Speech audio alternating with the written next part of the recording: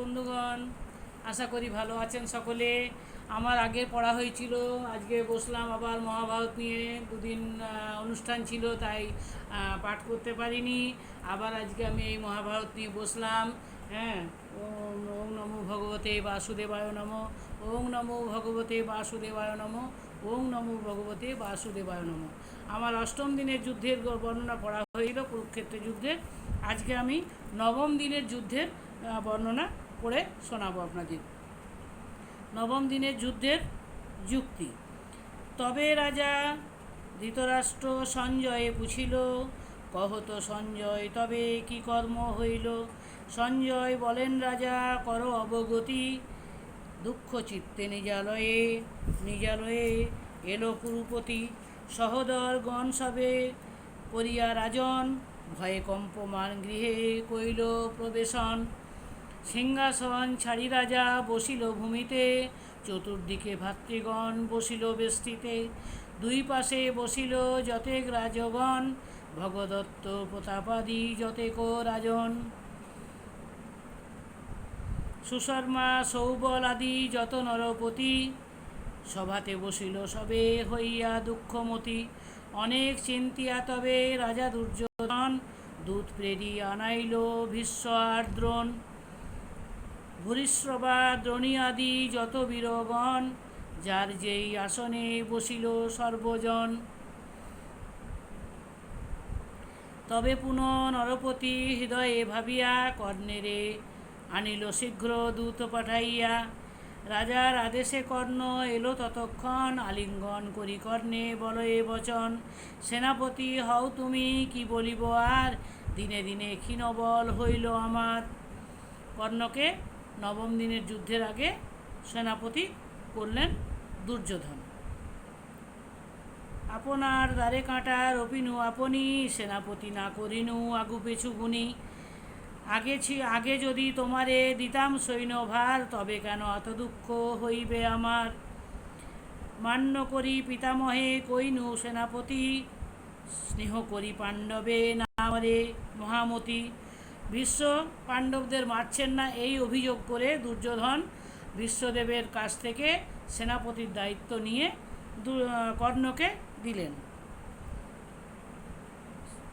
মান্য করি পিতামহে কইনু সেনাপতি, তবে কেন এত দুঃখ, আগে যদি তোমারে দিতাম সৈন্যভার। আপনার দিনে দিনে ক্ষীণবল হইল আমার, আপনার দ্বারে কাঁটা রপিনু আপনি, সেনাপতি না কইনু আগু পিছু গুনি। আগে যদি তোমারে দিতাম সৈন্যভার, তবে কেন এত দুঃখ হইবে আমার। মান্য করি পিতামহে কইনু সেনাপতি, স্নেহ করি পাণ্ডবে না মারে মহামতি। দুঃখিত। ভীষ্মদ্রোণ দ্রোণী আদি বান্নিক জন, সোমদত্ত কৃপাচার্য এই 6 জন, স্নেহভাবে পাণ্ডবে না করে নিধন। সেনাপতি হও তুমি রণে বিচক্ষণ, পূর্বে অঙ্গীকার কইলে সভার ভিতরে, পাণ্ডবেরে মারিয়া রাজত্ব দিবে মোরে। মোর মনস্কাম তুমি করহ পূরণ, মহারণে মারো তুমি পাণ্ডব নন্দন। এতে শুনিয়া কহে রাধার কুমার, এখন না লব আমি সেনা অধিকার। যাবৎ থাকিবে রণে ভীষ্ম মহামতি, তাবৎ না হব আমি সৈন্য অধিপতি। প্রতিজ্ঞা করিল ভীষ্ম সবার গোচর, আমি দিব্য মানে নাহি কর্ণের সমর। ক্ষত্রিয় প্রতিভা না রাখিলে পাপ হয়, তে কারণে অবধানে শুনো মহাশয়। যে আজ্ঞা করিবে তাহা করিব পালন, মেলানি করহ যায় আপন ভবন। এত বলি কর্ণবীর গেল নিজালয়, ভীষ্মেরে চাহিয়া বলে গান্ধারী তনয়। পূর্বে অঙ্গীকার তুমি করিলে আপনে, রণমধ্যে সংহারিবে পাণ্ডুপুত্রগণে। স্নেহভাব করি নাহি করহ নিধন, কি করিব এবে মোর অদিষ্ট লিখন। এখন অদিষ্টকে দোষ দিচ্ছেন। এই ভিক্ষা মাগি আমি করি পরিহার, সেনাপতি যোগ্য হয় রাধার কুমার। এত শুনি কহে ক্রোধে গঙ্গার কুমার, অরুণ লোচন দুই ঘূর্ণিত আকার। বহু বাখানো তুমি কর্ণ ধনুর্ধরে, নিমেষেকে সংহারিবে পাণ্ডুর কুমারে। 2 দিন আমি আর থাকিব সমরে, তবে তুমি সেনাপতি করিহ কর্ণেরে। দেখিব কেমনে জিনে পাণ্ডুপুত্রগণ, মুহূর্তেকে প্রাণ দিবে পতঙ্গ সমান। পূর্বেতে তোমারে আমি কহিনু বিস্তর, না শুনিলে কারো বল করি অনাদর। অর্জুনের পরাক্রম দেখেছ নয়নে, জানিয়া তোমারে দোষ দেহ অকারণে। খাণ্ডব দাহনে অগ্নি পরিত্রাণ কইল, বাহুযুদ্ধে পঞ্চাননে সমরে জিনিল। কালকেও নিবাত কবচ দৈত্যগণ, মারি নিব নিষ্কণ্টক কইল যত দেবগণ।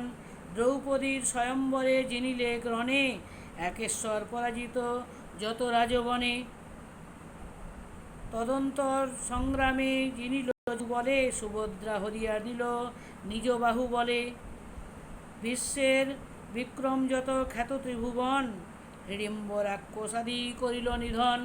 রাক্ষস দানব যক্ষ অগ্রে নাহি স্থির, যক্ষ রক্ষ মারিরে বৃকদর বীর। উত্তর গোগৃহরণে ভীর ধনঞ্জয়, একেশ্বর সবারে করিল পরাজয়।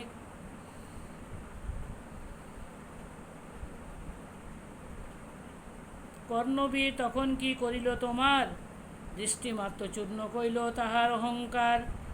তদন্তেরে বনমধ্যে গন্ধর্বের প্রতি, শূন্য পথে বাঁধি তোমা লইল মহামতি। রাখিতে নারিল তাহে কর্ণের শকতি, ছাড়াইয়া দিল তবে পার্থ মহামতি।